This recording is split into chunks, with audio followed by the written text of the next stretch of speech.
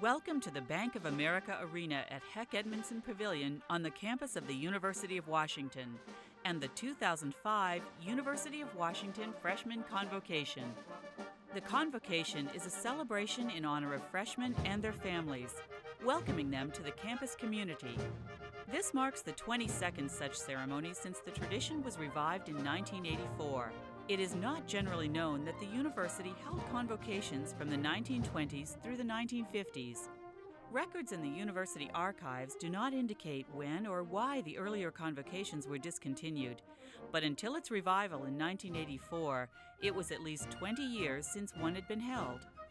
Speakers for today's event include University Marshall and Associate Professor of Philosophy Ronald M. Moore, President Mark A. Emmert, Provost Phyllis M. Wise, the President of the Associated Students of the University, Lee M. Dunbar, and Mary Gates Leadership Grant recipient and scholar Gonzalo Guzman. The keynote speaker is Dr. Preeti Ramamurthy, Associate Professor of Women's Studies. The title of her convocation address is Worldly Selves, Thinking Matters. Again, welcome to the 2005 University of Washington Freshman Convocation.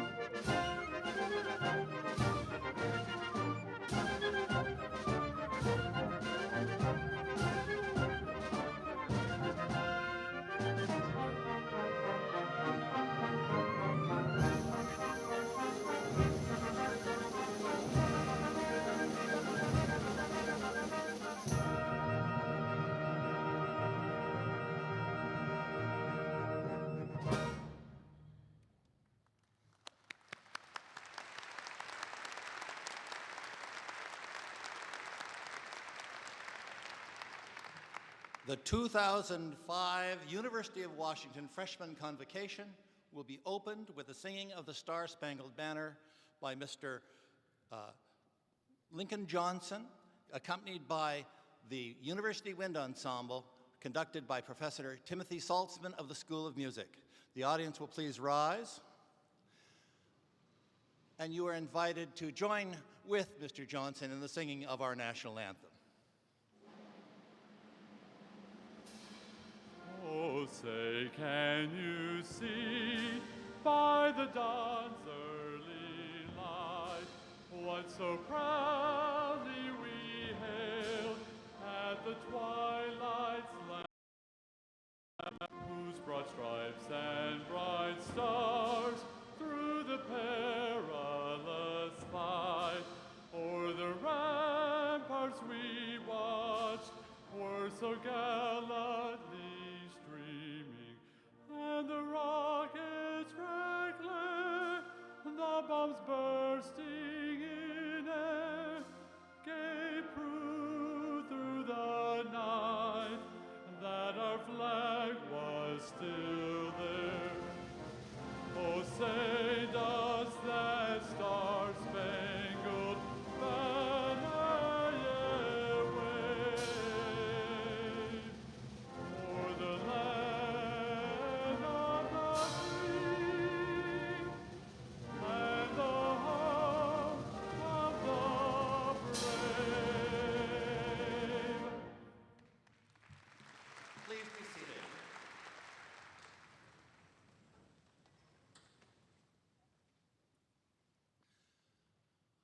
Welcome to Heck Edmondson Pavilion, to the Freshman Convocation.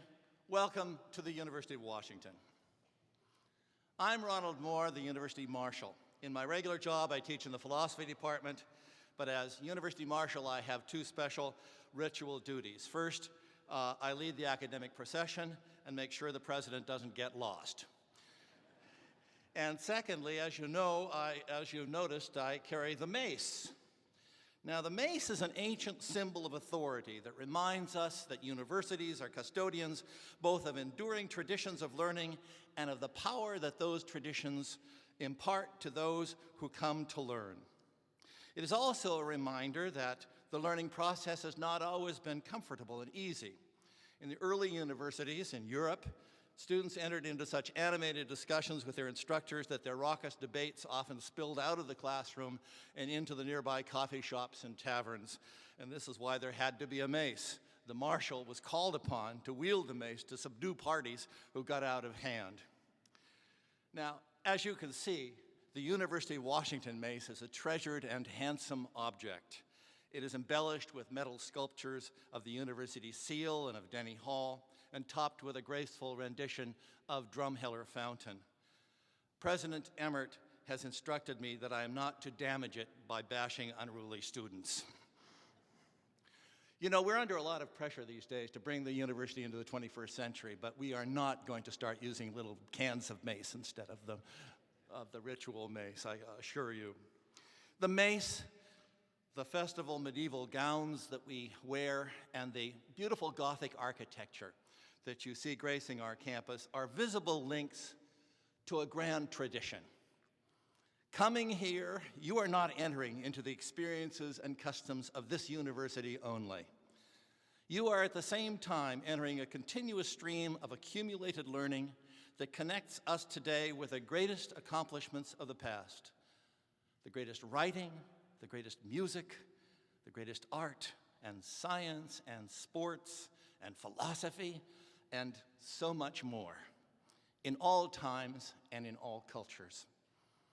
It is the nature of the university to gather and preserve the best ideas mankind has hit upon, but not to preserve them as sterile exhibits in some stuffy museum of lofty thoughts.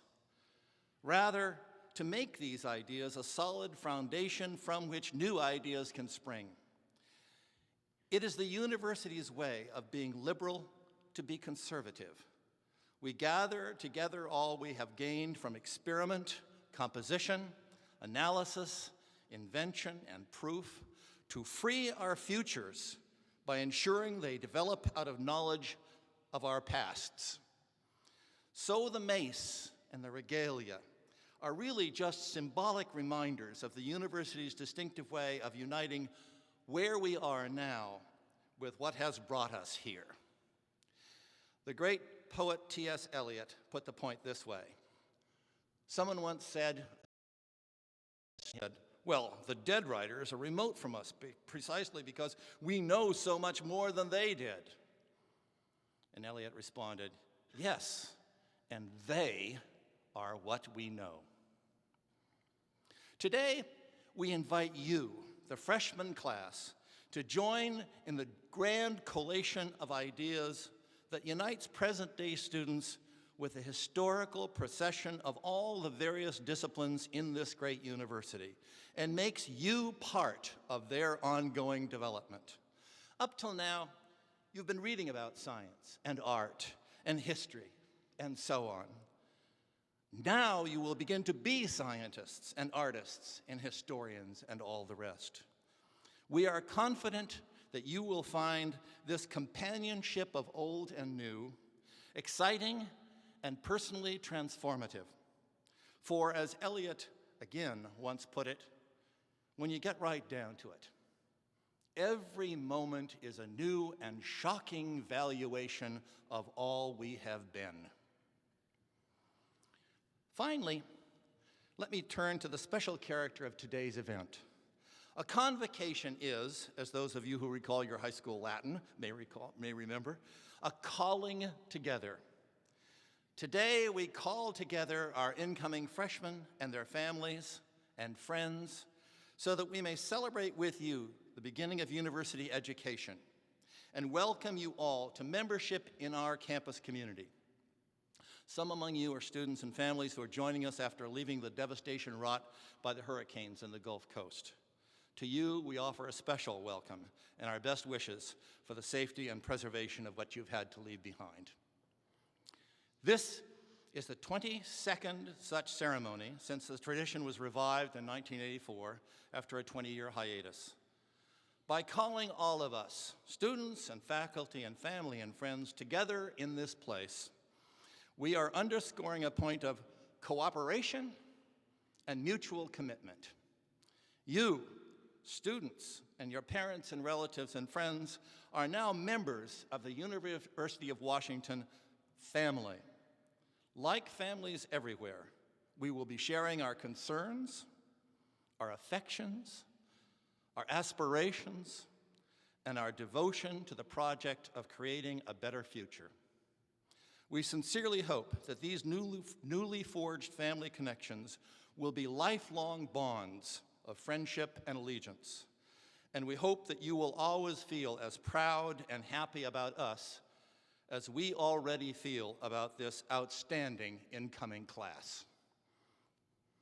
I now want to introduce the man who will preside over our ceremony today, President Mark Emmert, who just a few years ago was, like you, a raw freshman here at the University of Washington, and who has now come back to lead his alma mater in these exciting and challenging times.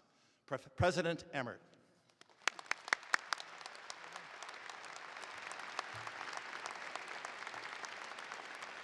Thank you. Thank you very much. Let me, on behalf of our wonderful university and the entire academic community, formally welcome each and every one of you to this great community of scholarship. The Freshman Convocation, this event, is in fact a formal transition for all of you into university life. There's been many informal transitions, from packing bags and deciding what would or would not fit into a dorm room, let alone the back of a car, the saying goodbye to high school friends, the excitement about picking classes and the orientation process. All of that was in preparation for today, because today is officially the day in which you enter a new phase of your lives. And many of you are entering this phase, not just the students. It's a day that includes some anxiety, some nervousness, some sadness in some respects, but all of that gets overwhelmed with the energy of excitement and enthusiasm, the joy and pride that comes with starting a new phase of your life here at the University of Washington. For the parents that are here, I have just a few tidbits of advice, having done this a handful of times in the past. First of all, I want to congratulate you, the parents. You have much to be proud of. Your sons and your daughters have achieved something quite remarkable in simply being a part of this freshman class. There were more than 17,500 young people who tried to take these seats in front of you, and these are the ones who got those seats. They're gaining admission to one of the finest universities in the country, indeed beyond that, one of the finest finest universities on the planet. You help get them here, be proud of their accomplishments, feel good for this moment. The second thing I want to say to parents is thank you. Thank you for entrusting us with your sons and daughters. We will do everything that we can to put every opportunity in front of them so that they have a chance to succeed. We will support them, we'll give them advice, we will nurture them, we will take care of them as best as humanly possible. They'll have to do the work, they'll have to take on the challenges, but we'll do it in an environment that's supportive, caring, and warm and friendly. And thirdly, my only serious piece of advice, just relax a little bit. It's going to be okay. They're going to be fine. They're going to come back at Christmas with a new vocabulary and new ideas, maybe a new hair color, maybe a new tattoo. That's okay. That's fine. That's part of this process too. We assure you that it will be a great experience for you as you watch them grow and stretch and develop into the young men and women that you want them to become. To the students, welcome to what I believe is the greatest moment of your life. There is, I think, a very simple way to demonstrate that it's the best moment in your life, and that's by turning to all of us that are much older than you. You don't have to raise your hands, but I want to ask you a question. If you could turn back time, what would you give to be sitting on that floor right now? I'd do it in a heartbeat to get to start that great journey all over again as a freshman at the University of Washington. It's a great, great venture. Congratulations on being here. My second piece of advice to you that you'll hear from all of us, make the most of this moment. All we can do is put opportunities in front of you, but you're the ones that have to take advantage of them. You're the ones that have to stretch yourselves. You're the ones that have to make sure that when you leave here, you don't say to yourself, I wish I'd tried a little harder. I wished I'd pushed myself just a little more. I wished I'd tried one more thing that was a little bolder than what I did. Don't do that. Leave here knowing that you gave it your all in everything you tried. And finally, you freshmen need to know that you are really, really talented, that you are very bright, that you're here because you're leaders, because you're people of great character. You're here because you are very, very good at all the things you've been asked to do so far in your life. You're going to be challenged. You're going to be frustrated. You're going to feel disappointment. You're also going to feel elation and excitement and great success. Don't ever doubt your abilities. Don't ever doubt what you can do. Take full advantage of this, the greatest moment of your life. And now, I would like to introduce all of the people that are here today to help you do that, to help you take advantage of this great moment. I'd like to introduce the platform party, and I'd like them to please rise and remain standing until I complete the list. We have a number of our members of the Board of Regents with us today. First we have, and please hold your applause until I introduce them all. Of the Board of Regents, Regent William H. Bill Gates, Regent Connie Proctor, Student Regent Will Rasmussen, Regent Shelley Yap. From the Faculty Senate, we have the Vice Chair of our Senate, Gail Stiegel, our Provost, Phyllis Wise, representing the administration and the Vice Presidents of the University, Vice President Rusty Barcelo, Executive Vice President Weldon Eyrig, Connie Kravis, Vice President, Ernest Morris, Vice President for Student Affairs, Barbara Perry, Associate Vice President, Gus Kravis, Vice Provost, Carol Nichols, Executive Assistant to the President, Norm Arkins, Executive Director of Media Relations. We also have with us on stage a number of our deans representing each of their schools and colleges. Dean David Hodge from Arts and Sciences, Dr. Ed Lazowska, the Bill and Melinda Gates Chair in Computer Science and Engineering for the College of Engineering, Dean Bruce Baer from Forest Resources, Dean Nancy Woods from the School of Nursing, Associate Dean David Acosta from the School of Medicine, Dr. Janice DeCosmo from the Assistant Dean for Undergraduate Education, and then we have our Convocation speaker, Priti Ramamurthy from Women's Studies, and from Student Government, Lee Dunbar. There's a difference in their height, you might notice.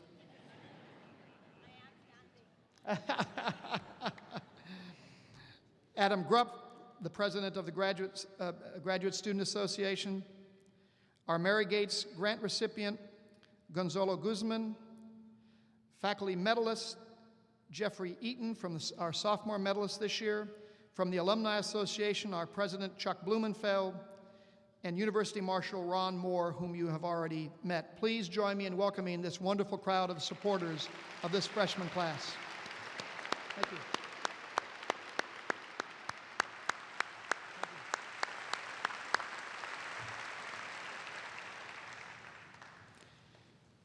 And now it's my pleasure to reintroduce the tallest fellow on the stage, your student government president, ASUW President Lee Matlock Dunbar. Lee?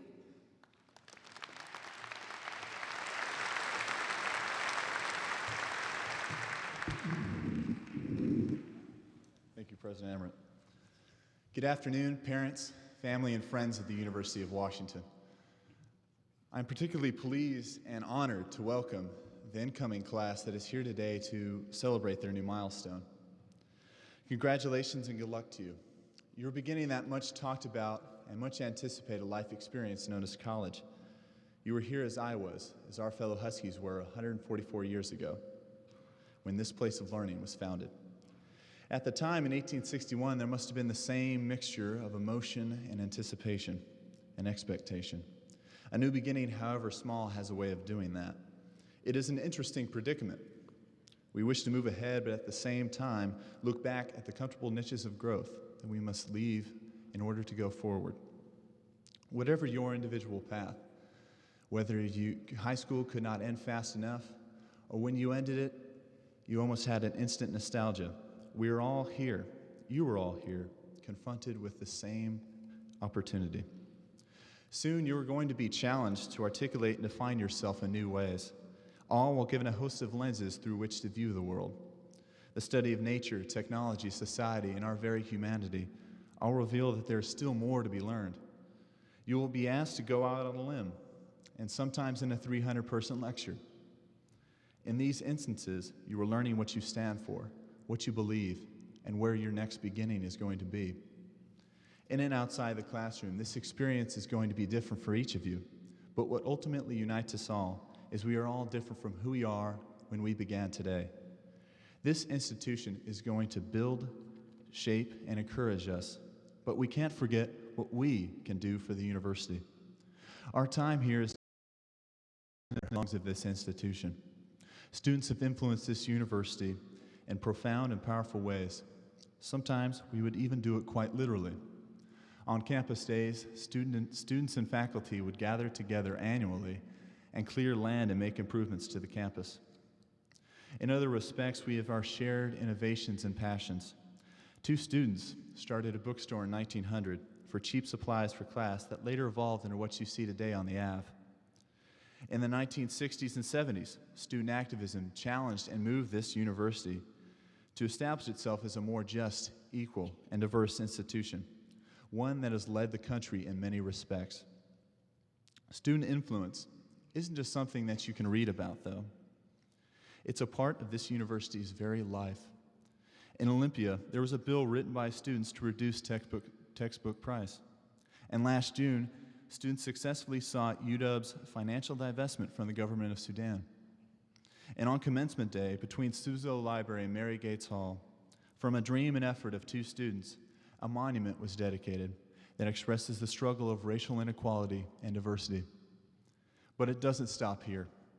We as students must honor a tradition of UW to carry that activism and involvement to our world, a world that desperately needs you. Watching the news, I was struck, as many of you were, by the death and destruction of Hurricane Katrina. The vivid images made clear the racial and economic barriers that still exist today in our country, whether in New Orleans or elsewhere. The disaster on the Gulf Coast has taught us that our society has a lot of fixing to do, a challenge all of us must take up and always take up in hope and belief. This experience, this college experience, is not an entirely individual event. You are part of a community of those in this room, all students of UW, and those that have come before you, and those future students waiting in a grade school or high school somewhere, watching how this university confronts the problems and opportunities that have in store for us for the 21st century. In all likelihood, one of you will be speaking in my place in the near future.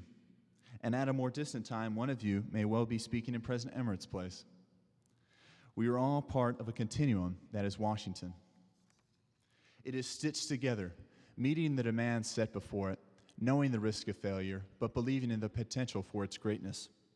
Recognize this community and recognize that there is a place waiting for you that only your unique character can fill. Your time has begun. Good luck to you, and have fun.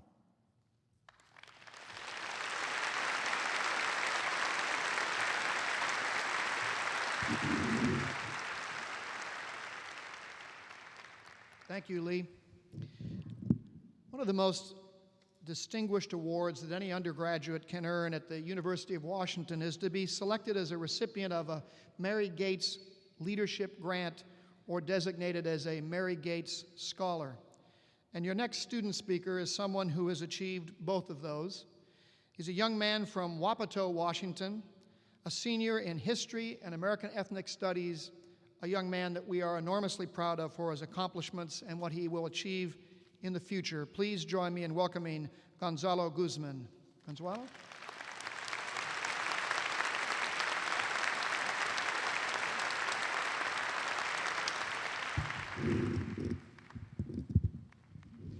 Thank you, President Emmerich. Welcome and congratulations. You should be very proud. As you look forward to the upcoming year, many of you may be wondering, what does UW have in store for me? Today, I would like to share with you how the answer to that question has unfolded for me. In my first year at UW, I was baptized by fire. I did pretty well in high school. I was second in my class, and my teachers and counselors encouraged me to plan on attending the University of Washington. I wanted to be an engineer, so when I came to UW, I enrolled as a pre-engineering major. I was eager to leave my hometown for the adventure ahead. I was ready to make the most of UW and then move smoothly into. However, I quickly realized that UW was far more difficult than I had imagined. In winter quarter, I earned a 1.8 in a class, which is almost failing. It was only my second quarter here at UW, and I couldn't even pass an entry-level class. Worst of all, I felt all alone. I missed my family and friends much more than I thought I would, and felt I had failed them and my larger Latino community. I felt I could not find anyone here to relate to about my struggle, and I felt like I did not belong at UW. I went home often and thought about leaving the University of Washington. Things got worse, of course. I was put on academic probation for 2 of my scholarships, and I would finish my first year here at the University of Washington a quarter behind. I call this period my dark age. Everything changed spring quarter. Having lost enthusiasm for my attended major, I took classes that were not requirements. This led me to History 113, the history of modern Europe. Professor Belmer loved teaching history, and it showed. In fact, his love of history unearthed my own boyhood passion for history. I loved this class. Professor Belmer inspired me to learn more. In the discussion section for this class, I was able to openly discuss how I felt and why. More and more, I was able to bring a piece of me to this class and see a piece of everyone else. Students could offer different perspectives as long as they had historical data to back it up. More and more, I was able to bring out my community in this class and see everyone else bring out their community as well. My love for this class spread to all my coursework, and I did extremely well spring quarter. I got out of academic probation and stopped calling my family and friends to tell them how much I hated the University of Washington. I also discovered that a student in my Psych 101 class was from my hometown. When I asked this student, "So, how has UW been to you?" he told me a story much like mine, one of transition, change, and of new horizons. I heard this story many times more. I was not as alone as I thought I was, and I was really looking forward to the next year. I also got involved in campus life, joining 3 student organizations and serving as an officer. More important, though, is what the University of Washington has allowed me to give back to my home community. Another history course, this time on Latinos in the Pacific Northwest, inspired me to launch a project in the Yakima Valley where I lead a team of students developing curriculum and teaching the history of Latinos in the Pacific Northwest to K through 12 students. That experience of change and challenge that binds us all in a UW community helped make this possible.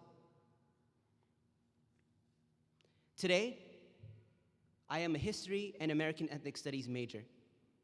Proud to be in Seattle, but even more proud to be from Wapato in the Yakima Valley of Eastern Washington.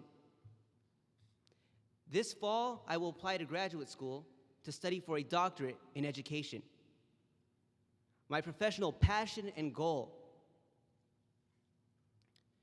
is to help shape educational policy for our multicultural society.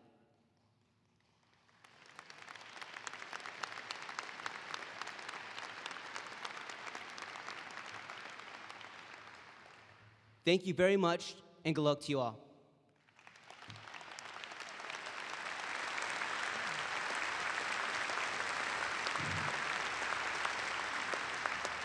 Thank you, Gonzalo. As you heard from our marshal, this ceremony, like nearly all academics in medieval history from whence modern universities emerged, and one of those other traditions that we have is we retain titles that had very different meanings long ago. If some of you were in the military, you may know that a provost marshal is in fact a jailer. In the early academic institution, the provost of the university served the same purpose. Just like the mace was used to keep students in line, the provost was there to keep students in line. Today, fast forward 300 years, 400 years, 800 years, and the provost title has a very, very different meaning. At all great universities, the provost is the chief academic officer, the academic heart and soul of the university, the colleague and leader with the deans and the faculty of all that transpires inside our classrooms and in our laboratories. This year, we hired a new provost to join us here at the University of Washington. We hired Dr. Phyllis Wise from the University of California, Davis, where she was Dean of Biological Sciences and a distinguished and nationally regarded molecular biologist. And it is my great pleasure to introduce to you your provost, Dr. Phyllis Wise. Phyllis?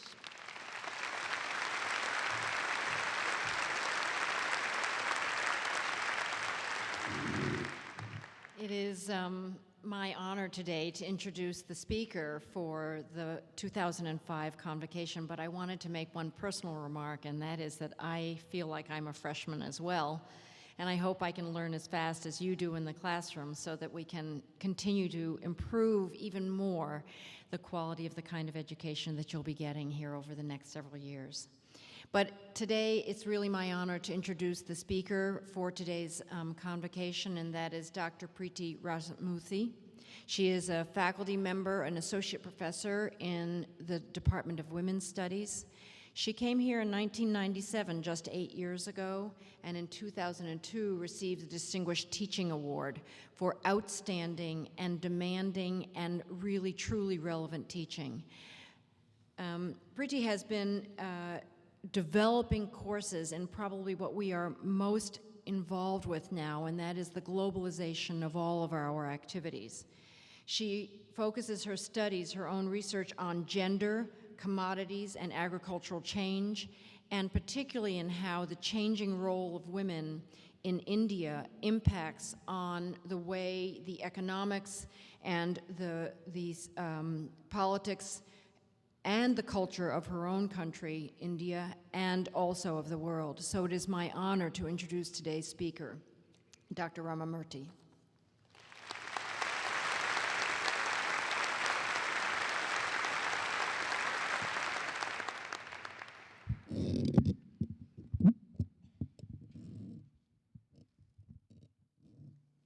Thank you so much, Provost Wise. Isn't Wise a great name for a professor to have? Now, of course, if I was to be aptly named, that would probably be Professor Shorty. But on to the business of the day. Lugwitswi Chad Al University of Washington. I invite you to the University of Washington in Lushootseed, the common language of the coastal Salish peoples of the Puget Sound area, who have lived on this ground for the past 10,000 years and more. Welcome to our visiting students, especially those of you who have come to us from communities disrupted by Hurricane Katrina. Welcome to transfer students, to parents and families, and welcome to the class of 2009. I greet you in Lushootseed to remind us of the immense history that you and I are now part of. Of course, you and I are also here because of our personal histories. Some of you your family to attend college. Some have had parents and grandparents, sisters and brothers attend UW. Some of your parents may work here. And some of you are coming to college after experiencing the world as full-time workers or homemakers with families of your own. Most of you come from the Puget Sound region and the wonderful Pacific Northwest. But we are also welcoming new students from nearly every state in the Union and over 20 foreign countries. I would like to begin by congratulating you for all that you have achieved to get to this point. You worked hard at keeping those grades high, at taking those SATs, and yes, those dreaded college essays.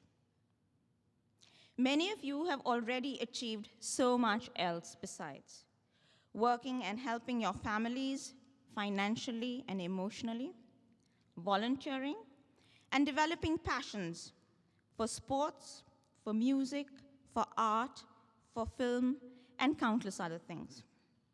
I am well aware that many of you could have chosen to go to college elsewhere. But I am happy and excited that you chose to come here, and I hope we will meet your expectations.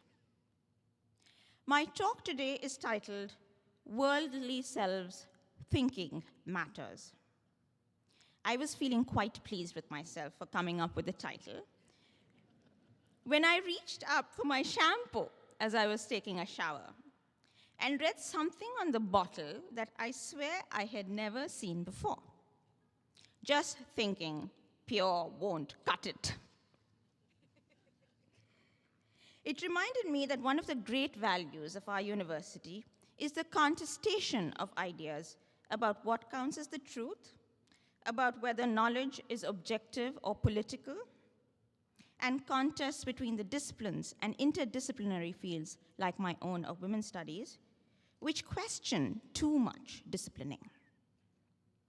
It also reminded me that thinking is often understood as something that comes before doing, and doing is usually given more credence. But for the next 4 years, at least for some of the time, I hope all of you will experience thinking as doing. In other words, you will recognize yourselves as intellectuals and discover that it is important, difficult, challenging, but a lot of fun to be scholarly. There may be a perception that intellectual and creative endeavors at universities are a faculty prerogative. Indeed, you will meet faculty who will be brilliant and inspiring. And yes, they would have written the books that you will read. But our faculty will be the first to tell you that our undergraduate students inspire us with their thinking and scholarship. One occasion when this becomes apparent is the undergraduate research symposium held every year in May. This year, about 700 students presented their research. The topics range from sexual reproduction in mushrooms, the mating system in Tuberia furfuracea, to optical Fisher device for diagnosis of fetal alcohol syndrome. from the racial politics of black internationalism to split ergativity in Tibeto-Burman.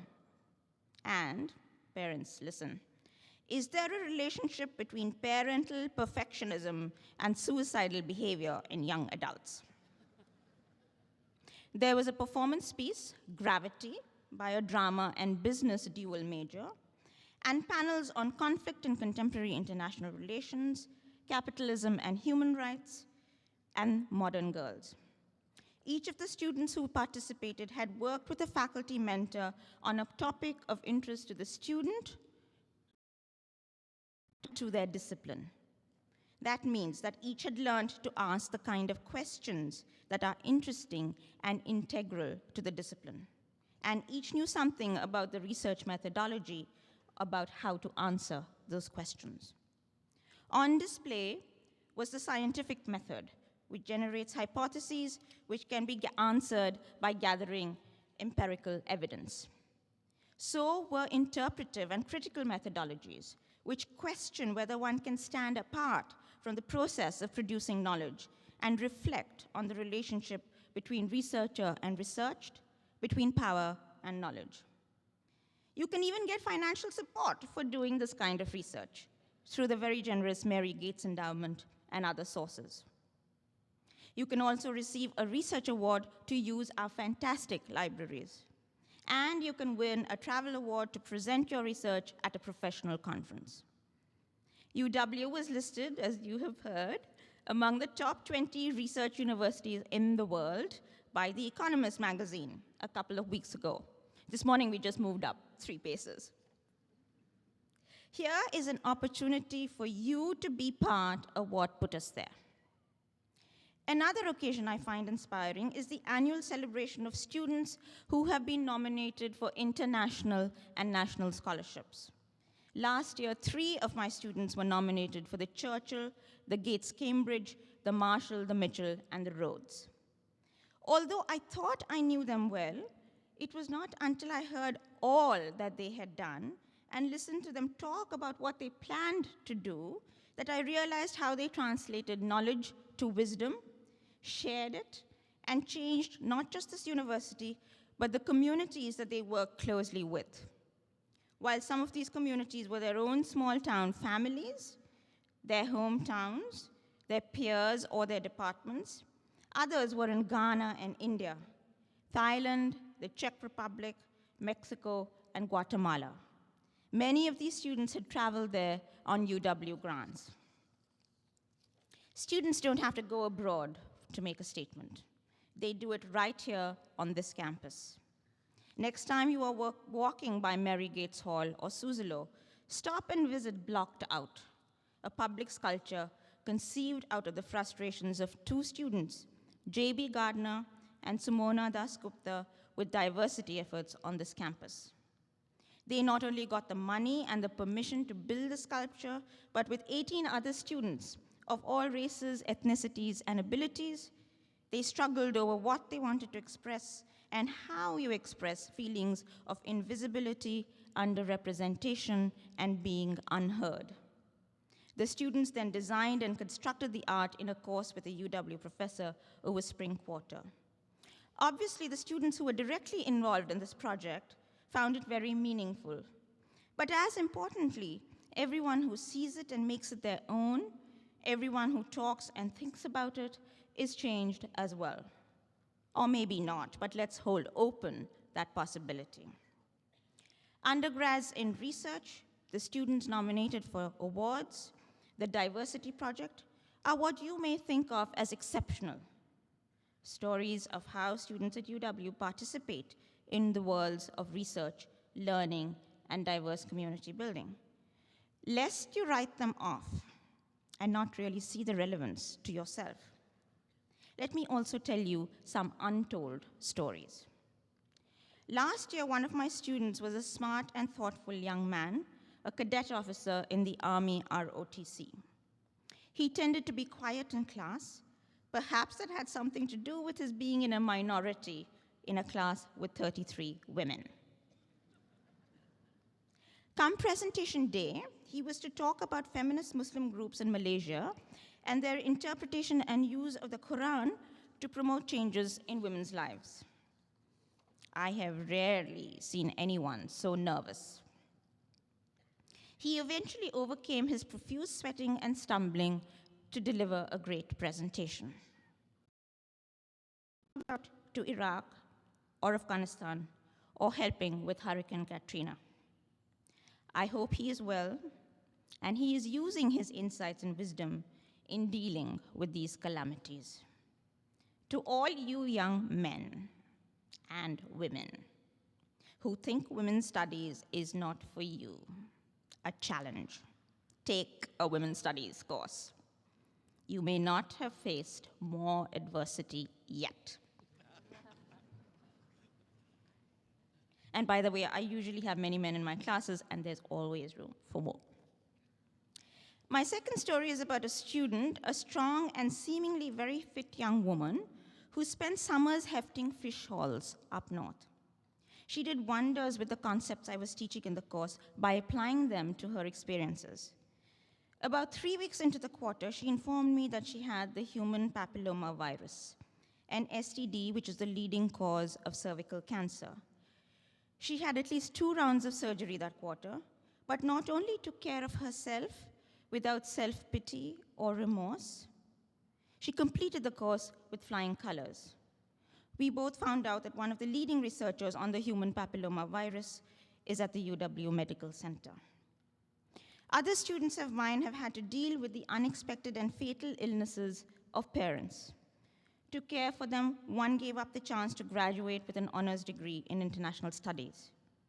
Another gave up her chance to travel abroad for a quarter to spend time with her father, a drug addict whom she had never really spent any time growing up with, but who reached out to her on his entering a hospice.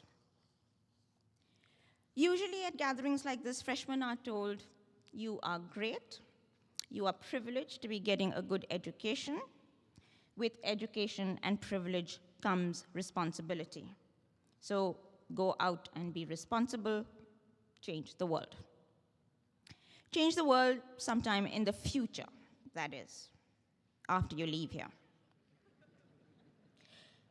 But the stories I told are students who are worldly selves, wise, thinking, ethical, caring, decent human beings who are changing the world now, not deferring it to the future. For them, the world is not out there, but here, made up of us, you and I. You will learn as much from students like them as from your teachers. You may be thinking, well, those were stories of overcoming personal privation. Hopefully, I can escape. So allow me one last story of how in our actions, our relations to each other, and our imaginations, we remake and experience the world all the time. Last quarter, I was teaching a class on images and how we make sense of them. I had meant to take in a photograph from the front page of the New York Times of that day, but forgot it at home. One of the students who had seen the image described it as being of a man, a US soldier, rescuing a child in Baghdad. The rest of the class, without ever seeing the image, accurately guessed the race of the soldier and the gender of the child. The students constituted its meaning from their expectations, even in the absence of the photograph. They then analyzed how it recalled memories of 9/11. It showed us how we make the world through something as innocuous as glancing at a photograph, and why thinking matters. Regardless of who has the power to make images, we all make meaning each time we look at them. When you observe the worlds that we live in and the worlds that make UW carefully, you will notice that it is made up of not just faculty and undergraduate students, but graduate students and staff. They are some of the most worldly university. Our own Department of Women's Studies would not run with such efficiency and, more importantly, such good cheer without our administrator, Carol Langdon. She makes sure that our faculty and students get all the resources they need, classrooms with low podiums, and organizes all our student celebrations. Chatting with our custodian the other day taught me a great deal about the Eritrean War of Independence and how we had both watched the same classic Hindi movies growing up. All around you are cafeteria servers, cooks, and gardeners who you can learn from observing and talking to, but whose labors tend to be invisible. This is also true of undergraduate advisors, health and counseling workers, staff in the Office of Minority Affairs, and in the libraries. Don't just turn to them when you need help. Do that for sure. Be sure to talk to them, learn from them, and think about it. Finally, let me take a minute to address the parents and loved ones in this audience. For you who think the world of your kids, who want them to succeed in the world as we do, and who will wonder many times in the next 4 years what in the world has gotten into them, some personal rumination. Yesterday, I found myself on the phone with 2 other mothers commiserating about our empty nests. One told me how she, forgetful of the fact that her son was now in college, had cooked a pound of pasta, which she found herself eating for many days. The other mother told me that she was, for the most part, really busy and had a full life, but still experienced occasional pangs of emptiness. It was just so quiet with the last of her 3 daughters gone. She described it as a sort of grieving for a part of our lives as parents that we've now lived out.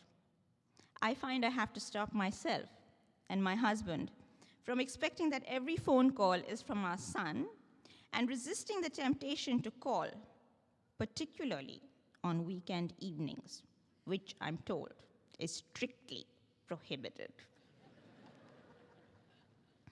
I can't help but think that we're in a strange place.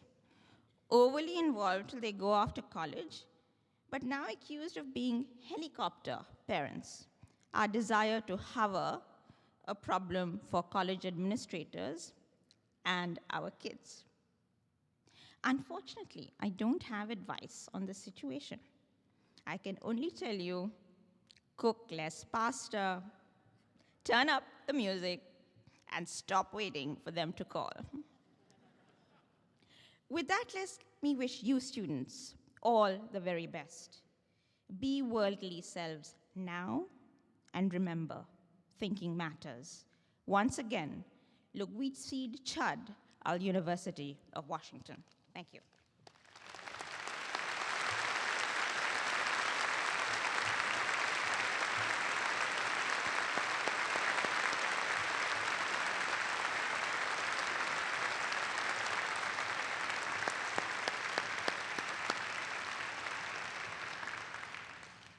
Thank you, Professor Ramamurthy. I think you can see why she was elected Teacher of the Year. I would, indeed, thank you.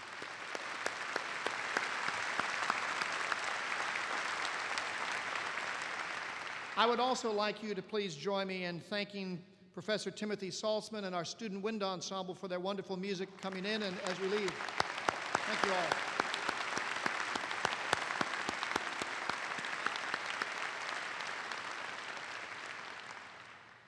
Thank you for your attendance at this wonderful event. We have now nearly completed this formal ceremony, which means it's almost time for you to pack up and go home, parents. Sit and wait for the phone to ring. I hate to disagree with Professor Ramamurthy. It is not prohibited to call on a weekend. It's likely to be successful, is all. We are absolutely delighted that you're here. Students, we are so pleased that you've chosen the University of Washington. We commit to you to do everything we can to make this the best educational experience you can possibly have. One last time, welcome to the University of Washington.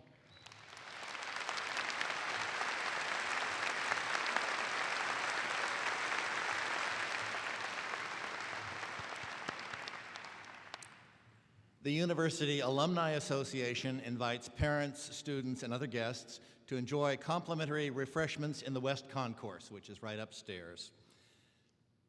The audience is requested to remain seated until the completion of the recession by the platform party. The 2005 Freshman Convocation at the University of Washington is now closed.